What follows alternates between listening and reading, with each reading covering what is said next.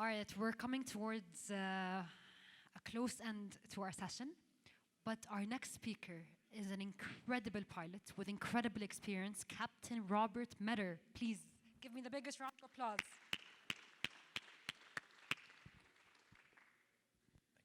Thank you. Where would you like me to sit? You're the boss. You pick wherever you want to sit. This is your cockpit. How about you sit here and I can sit right over here? That'll work. Captain Robert, I don't know where to start. Just to give you guys a brief intro, Captain Robert is the chairman of the National Association of Flight Instructors. You fly single and multi-engine planes, correct? Correct. How many hours do you have? I don't know. Somewhere between 6,000 and 7,000 hours. Incredible. And to have such an accomplishment and to be the chairman of the National Association of Flight Instructors, how did that come about? Well, I was fortunate enough to be nominated to the board of the organization. And when Ken wanted to resign, the rest of the board all looked at me and said, "You're it." And I've been very blessed, have a wonderful bunch of people that I'm working with, and a great staff that we're working with. Amazing. Well, since they have you, I'm sure it's an incredible team, not just staff. Captain Robert, I have to say, the outfit is just beautiful. Well, thank you. Can we have a big round of applause for the outfit alone? Well, I wanted to say thank you to Prince Sultan, the Saudi Aero Club, and the Saudi Space Commission for having me. And I thought, I'm in your country, I'm a guest in your country, and I wanted to honor that. So that's why I elected to wear this today for this. You being here with us, you giving us your time is you honoring your visit here, and we thank you so much for being a part of it. Well, thank you. So I want to start from the beginning, right? When the first butterflies started happening towards aviation, when the first passion started coming to life, what was the story and when did it happen? Well, I grew up in the Chicago area, for those of you who know the States, central United States. And I lived underneath, almost literally, for those of you familiar with the airport, almost directly underneath the approach of 22 left at O'Hare International Airport. So I don't know if the slide program will run, but that's okay. At the age I was growing up, they were still flying DC-7s. The 707 was relatively new, DC-8s. The U.S. Air Force had KC-97s going in to O'Hare. So I could see all these really neat airplanes, and they were low enough I could see the logos. I could see Lufthansa, I could see Aer Lingus, I could see Pan American, TWA. I'm showing my age when I say Pan American and TWA, by the way, right? So I could see all these cool airliners from around the world coming in to land at O'Hare. And that's when I got the aviation bug. And then at the age of 9, I'm the first one born in the United States. My family is German. We went back to Germany for a wedding and to see my grandparents. And we took off. We flew over on. That was my first flight. Was on a Lufthansa 707, and I was just enthralled. The houses got small, and the world expanded, and I've been hooked ever since. You say it so beautifully, because I think that's the visual perception of every pilot when they first fall in love. It really is. And any pilot who says, it's just flying, either doesn't belong in the business or they're lying. Yes, that is very true. It's so beautiful. That is very true. So when you first started flying, what plane did you train in? And what were the biggest challenges that faced you learning flying at not considerably a young age, right? I learned to fly at 38. Oh, wow. I wanted to be when I was young, I wanted to be a United States Naval aviator. I wanted to fly the F-14 so badly I could taste it. And unfortunately, the U.S. Navy took one look at these and said, that's not going to happen ever.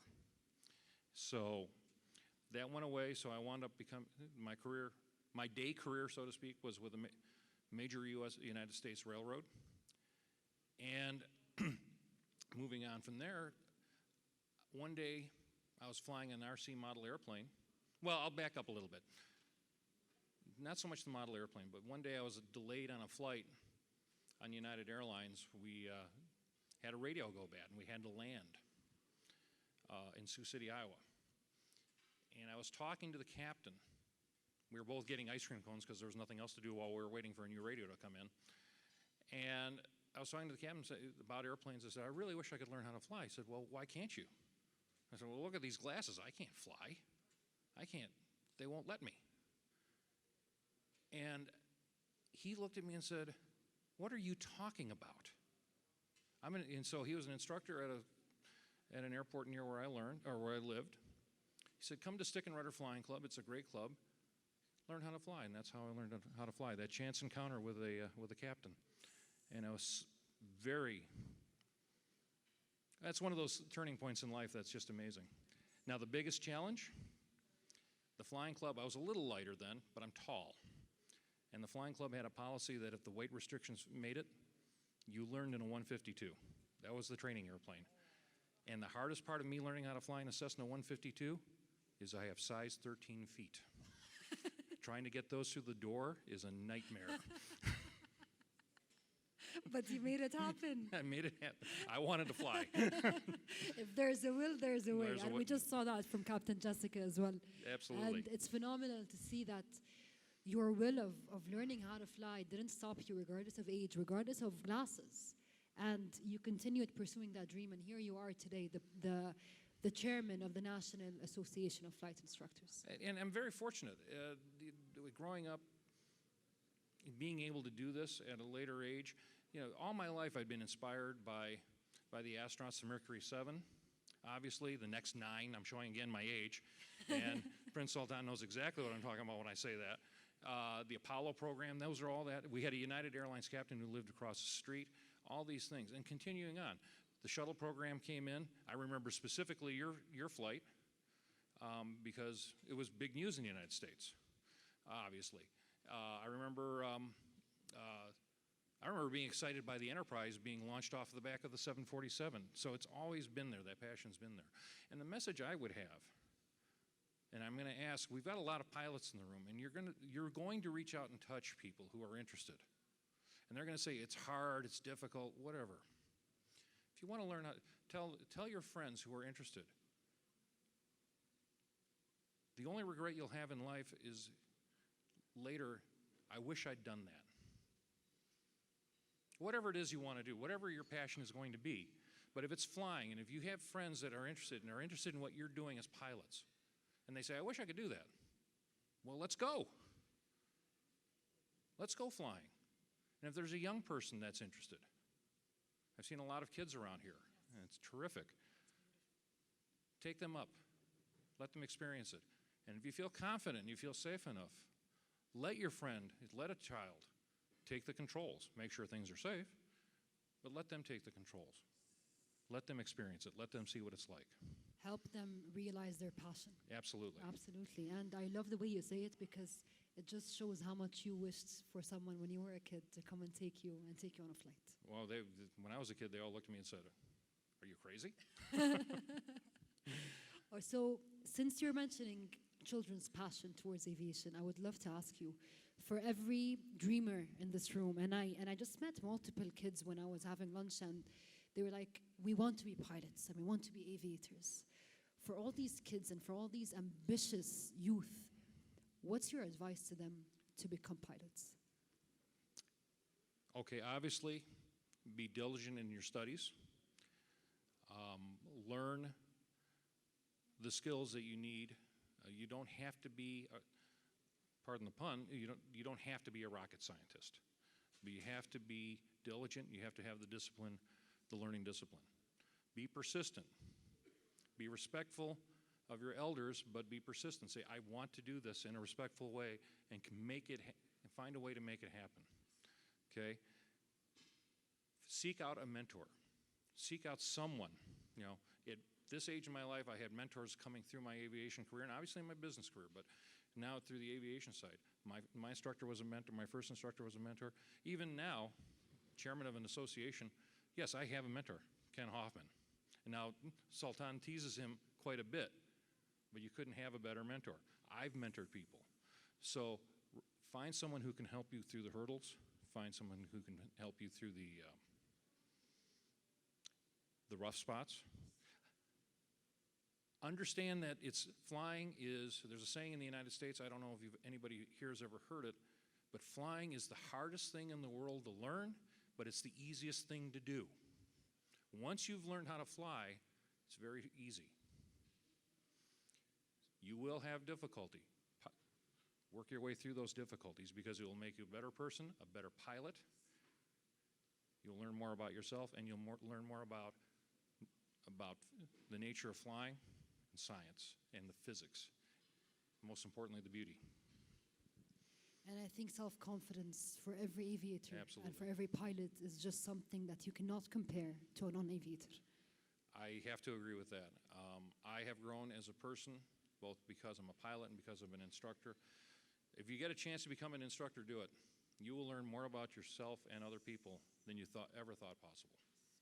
So if I can go back to the National Association of Flight Instructors. Yes. I would love to know, where do you see the future of flight instructors going forward? What are the new innovations, the new technologies? What's the future of flight instructors? Okay. That's a very difficult thing to predict. This device here didn't exist when I was a teenager. Now I'm dependent on it, okay? This is where the world went. Where we're going, it's magical. I know that. We'll have better teaching tools. We'll have better computers, better teaching aids. I see student pilots, instead of building gigantic fixed base simulators, aviation training devices, I see goggles, 3D goggles, virtual reality goggles being a training tool. I see the ability for instructors to help to monitor students when they study at home and help mentor them at home. But I also see a growing professionalism. I think instructors are getting better at preparing students, whether they want to fly for themselves in general aviation, or if they want to go on to a career in the airlines or the military or corporate. We're preparing our students better for those roles. We're making better, more professional pilots. Everything I've heard here, Doug, just now, he talked about you might have to bend some metal, but he said it in a way that means we're going to incrementally learn and do things to make it a safer operation. And that's what we're doing. We're learning to do that. We're finding better ways. We're gaining better understanding of human factors, human motivation. And I love how much your answer shows that we don't know what's going to happen in the future with all of the booming technologies and emerging deep technologies as well. And I love the reality of that because it keeps you on your toes. Well, the other thing is it keeps me young. I want to see what happens. Yes, absolutely. I don't want to check out. I want to see. I want at least 30 more years. God bless. I would love to open the room for questions and for Q&A for anyone that has a few questions. Yes, please. I think you are an aspiring aviator, aren't you? If you can please stand up. Yes, are you a pilot now? Your dream is to become a pilot, right? Okay. If you could please have a microphone. Yes. Okay. Are you a student pilot? No, not yet. Okay. Mike, please. Oh. He's actually one of the people that come and spoke to me in lunch, and he was like, I'm a high school student. I'm not a pilot student. Okay. But I have a question that in the future, the commercial pilot job, it will be from the past and no need for it because the computer are doing everything like auto landing, auto takeoff. It will be from the past, or do you think no? I like automation. I have to be careful with this answer because I love automation. I love technology. If you ever were to fly with me in a well-equipped airplane on a long cross-country, this is what you'll see. Yes. Because the airplane is doing the routine, mundane work of getting me to where I'm going. I'm saving myself for the important task of making judgments. An airplane is a wonderful machine, but it is as dumb as a rock. We're the ones that have the judgment and the skill. I liken a good pilot airplane combination the same way the Olympics looks at a horse and a rider. The horse without the rider is nothing. The rider without the horse is also nothing. Together they make a marvelous team. Okay? The airplane obviously is not alive, but it is a wonderful tool, but it does not have judgment. Pilot has the judgment. We're the ones who make the decision. We're the ones who control the outcome of a flight.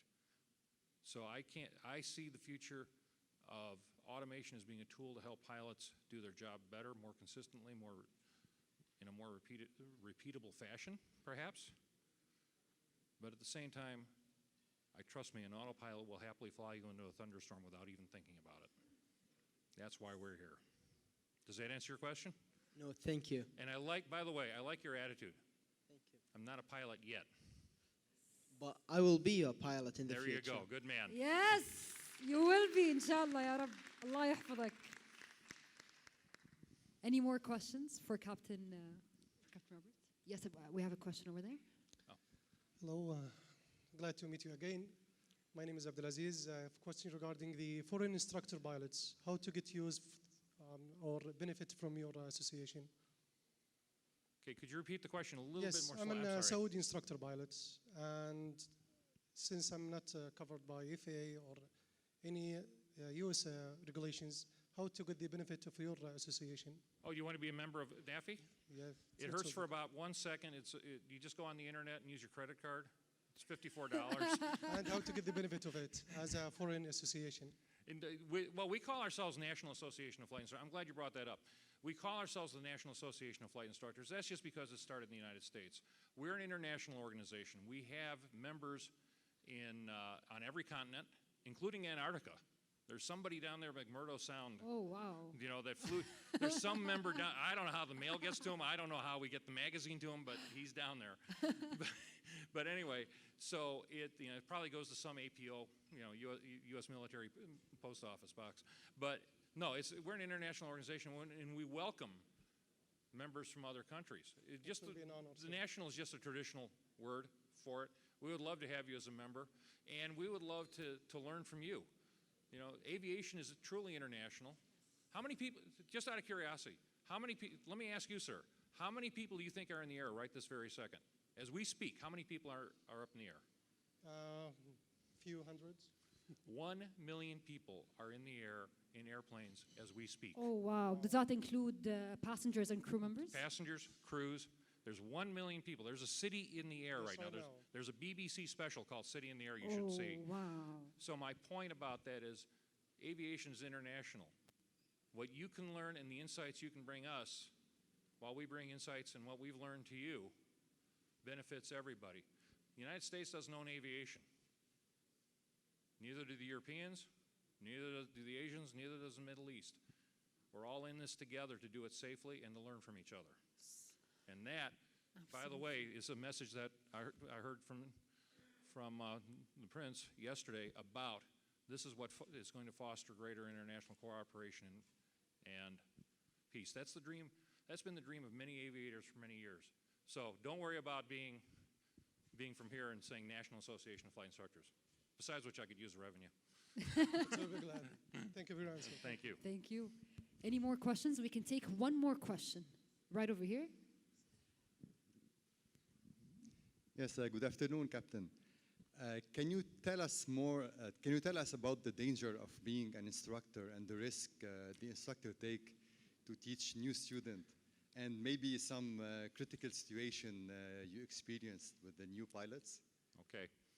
That's a good question. That's a great question. There's a saying that I've heard. There's a saying that I've heard. It says, "The student pilot's job is to kill the instructor. The instructor pilot's job is to prevent that from happening." Okay? So the critical situation is we have to watch all the time. I don't care. You know, honestly, if Ken were sitting in the airplane with me, not a criticism of Ken, it's just the nature of the beast. I'm watching him. If the roles were reversed and I was taking dual instruction from him for recurrency or something like that, same thing. With a new pilot, they don't know what they don't know yet. So we have to watch them. We have to make sure that we brief them thoroughly before we go fly, and we have to debrief them thoroughly afterwards so they learn the lessons so they can apply them. Now, if you want to, the quick hangar story for myself was I was out with a Swiss pilot getting his glider pilot getting his U.S. power license, and we're flying into the airport, and I said, "Why don't you take some power out?" Which is an American way of saying reduce the throttle, right? Well, I learned about American idiom speaking to Swiss people, Swiss pilots whose second language is English. He took the power out by pulling the mixture all the way out. Oh my God. That was an exciting 30 seconds of flying.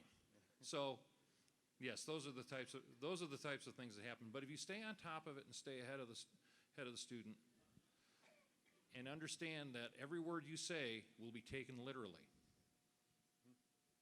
you'll be okay. Can I make a comment? Absolutely, please. I think because of the time, this probably be the last comment, and then we get the next group, because people traveling today to the desert. Thank you very much for absolutely inspiring, Thank you, sir. really. And you surpassed our mentor, Ken, in the sense of the way you do the presentation. Now, you said that you're right. Flying is difficult to learn, and it's easier to do. But this is for people who have not had to spend 40 years learning from Ken. That wasn't easy at all. Yeah. I think he missed my comment when I was speaking earlier about having to put up with 40 years with Ken. I'd rather go with Paul and be eaten by polar bears. I tried to get rid of Ken, if Paul remembers, in 1986. Remember? We landed at the Cup, and there was two of us sitting in the back, Ken and I, in tandem. And then we let Ken out. He said he wanted to explore or something. Then we took off and left him. And when I looked down, there was a polar bear, there was a bear within 50 feet, I think, 100 feet from Ken. And Paul convinced me to go back and pick him up. Well, I'm kind of glad you Big did. mistake. Thank you very much. And we want us to join venture. The Saudi instructors are really great Saudi instructors, pilots, to join venture with your organization, NAFI, to do something together in That would be an Saudi honor. and really elevate the level of instructors and the education instructors and the excellence level that we need to get to. So we'll speak about that. I look forward to that. Thank you very Excellent. much, sir. Thank you. Thank you for the talk. Captain, thank you so much for being with us today. Ken wants to yell one thing here at me. Ken wants equal time. There's a way to become a member of NAFI and get all your money back. There you go. You can The discounts. the discounts that we provide. By the way, just let me give the website, and I forgot to put it on this slide. I apologize. But if you go to www.nafinet.org, NAFINET.org, you can find find how to join us, and you'll see a lot of great benefits that we have. We have a great magazine. We have copies of it out here for people to take home. I don't want to take them back to the States. Please take them. Take all the magazines. Take It's the right on magazines, tables. enjoy them, and feel free. My email address is in there. If you have any questions, feel free to give me a call. Thank you so much, Thank you. Captain. We were honored to have you with us today. My honor was all mine. Thank you.